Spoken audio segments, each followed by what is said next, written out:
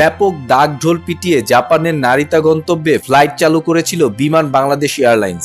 এরপর প্রথম 8 মাসে লোকসান হয়েছে 166 কোটি টাকার বেশি, অর্থাৎ মাসে গড়ে 20 কোটি টাকার বেশি লোকসান দিতে হচ্ছে শতভাগ সরকারি মালিকাধীন প্রতিষ্ঠানটিকে।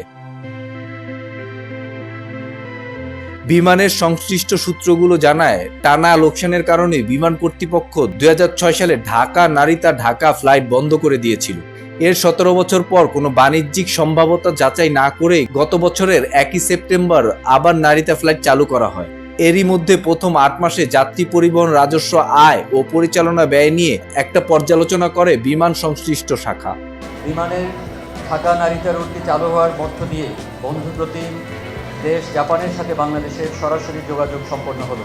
এই গন্তব্যে 8 মাসে সব এয়ারলাইন্সের মোট যাত্রী ছিল 34,889 জন, আর বিমান বাংলাদেশ এয়ারলাইন্সের একক সক্ষমতাই হচ্ছে 56,368 জন যাত্রী পরিবহনের।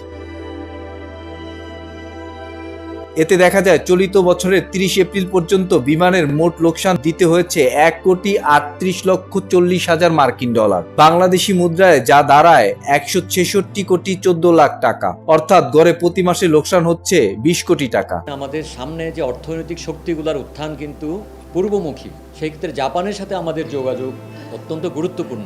8 মাসে এই গন্তব্যে বিমানের আয় হয় 8.07 মিলিয়ন মার্কিন ডলার, আর খরচ হয়েছে 21.92 মিলিয়ন মার্কিন ডলার।